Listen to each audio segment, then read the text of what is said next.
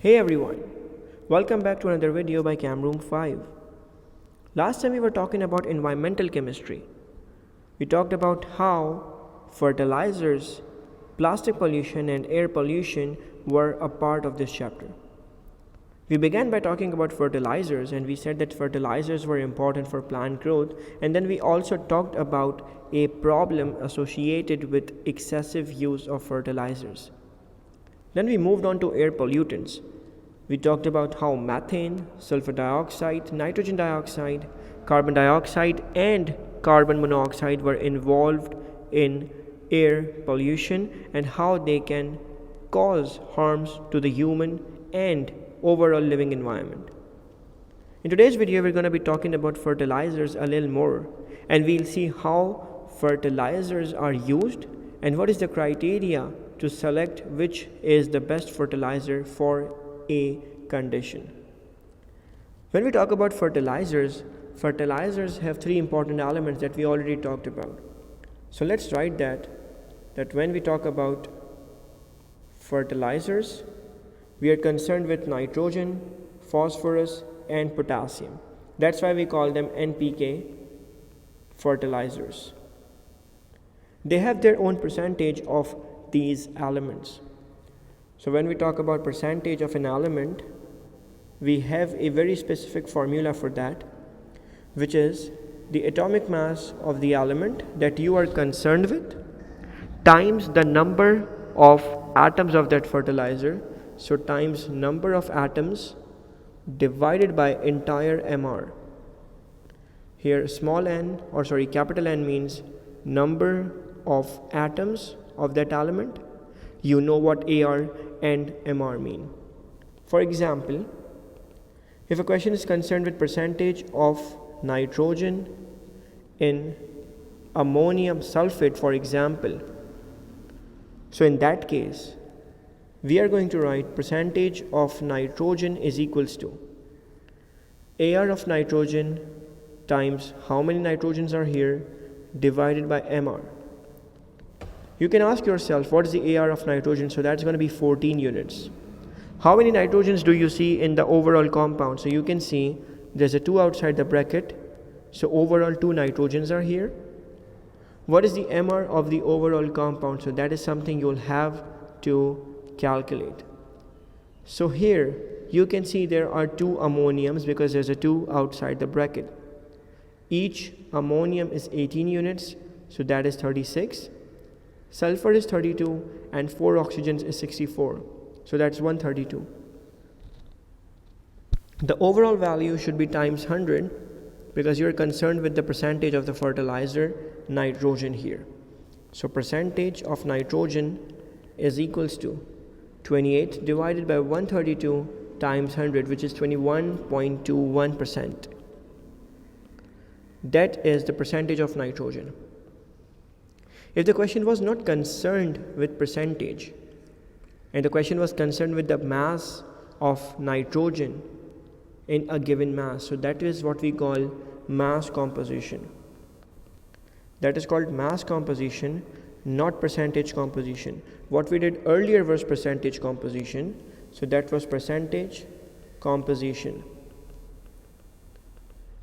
Mass composition is a little different. It means what mass of an element is in a given mass of compound,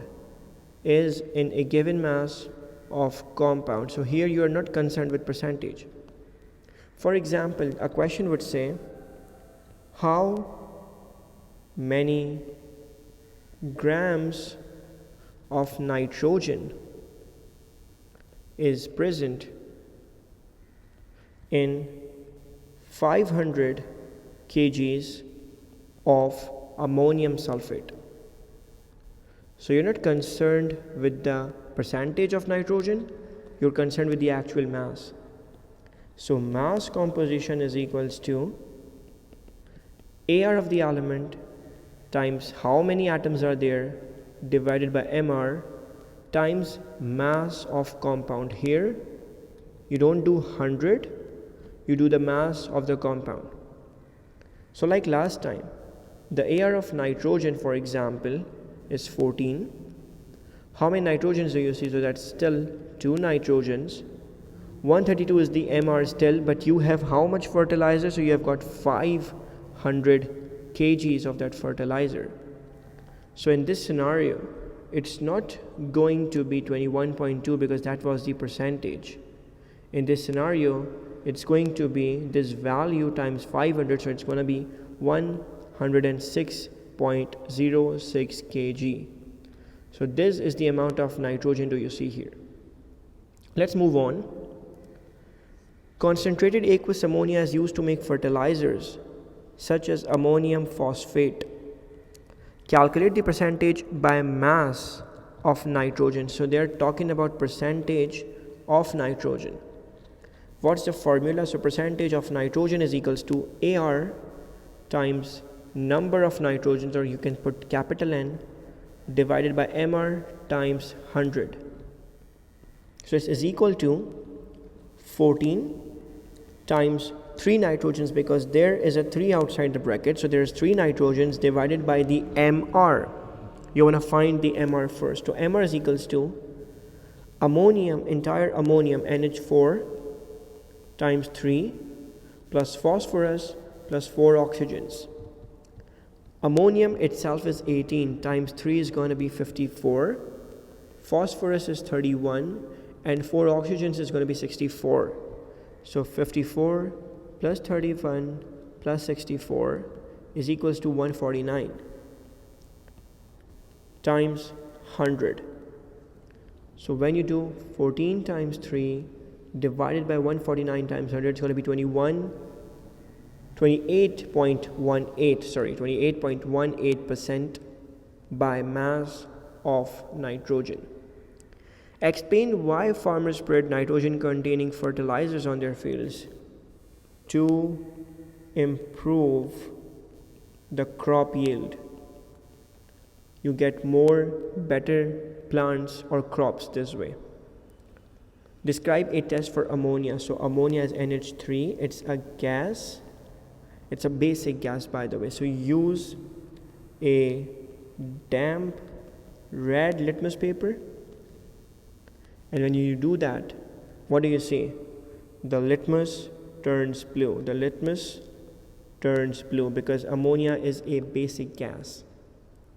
Explain why adding calcium hydroxide to the soil at the same time as ammonium phosphate results in loss of nitrogen from the soil. So that is interesting. You need to see what are you using. You're using calcium hydroxide. What are you using it? At the same time as ammonium phosphate. So ammonium phosphate is NH4 thrice phosphate. You should understand an important thing, that ammonium phosphate has ammonium ions in it and it has phosphate ions in it, which is PO4 3 minus. To balance it, there are 3 ammonium ions and 1 phosphate ion. In calcium hydroxide, you have calcium ion with 2 plus charge and double hydroxides. It's very important that ammonium ions react with hydroxide ions and they make ammonia gas. So you will receive ammonia gas. This is not a balanced equation right now. So we need to balance it and make the products. One thing is for sure, that whenever ammonium ions come in contact with OH ions, they make ammonia gas and water. So ammonia gas would be your main product and you will receive water at the same time. What about calcium and phosphorus like phosphate? So you get calcium phosphate, which has a formula Ca3PO4 twice. This is why ammonia is evolved and all the nitrogen is lost, because the nitrogen was in ammonia and now the ammonia is gone. We'll balance this equation. We know 2 OHs can't balance 3 ammoniums. So what do? We make it 3 times and we make it 2 times. So this becomes 6, this also becomes 6. So with 6 OHs and 6 ammoniums, what do you get? You get 6 ammonia molecules and you get 6 water molecules. So when we write that, we get 6 ammonias, 6 water molecules, and our calcium phosphate molecule. So what do we write? We write in presence of OH minus ions, ammonium ions make ammonia gas, which evolves, and when it evolves, nitrogen content is lost. So the nitrogen content would be lost. Ammonia is used to make fertilizers. The table gives some information about 2 fertilizers made from ammonia. Use the data in the table to show that urea contains a greater percentage by mass of nitrogen than ammonium nitrate. So you can see one thing, that they're concerned with the percentage of nitrogen. So percentage nitrogen is equals to AR times number of nitrogens divided by MR times 100. If you solve both of these together, over here you have ammonium nitrate, and on the other side you can talk about urea. Ammonium nitrate has got 2 nitrogen atoms, so you got 2 divided by 80 times 14 times 100 is equal to the percentage of nitrogen here. And urea, so you again got 2 nitrogens because it's double outside the bracket, so 2 times 14 divided by 60 times 100. You can solve both of these parts very quickly, but you can notice that when you compare 2 things, the 14 is cancelled, the 2 is cancelled. You can see that 1 over 80 and this is 1 over 60. So you can say that urea has more percentage of nitrogen, or you will solve both. You can also solve both and quote your answers. Potassium nitrate, potassium sulfate, and potassium phosphate are used in fertilizers. Calculate the percentage by mass of potassium in potassium sulfate. ठीक है भाई? So here percentage of potassium is equals to the atomic mass times number of atoms divided by MR times 100. You can see the atomic mass of potassium is 39. How many potassiums are here? So there are 2 potassiums divided by MR. You will have to solve the MR first. So MR is 39 times 2 because of 2 potassiums. A sulfur is 32 and 4 oxygens are 64. So 32 plus 64 plus 39 times 2. So we get a value of 174 atomic molecular mass. So times 100.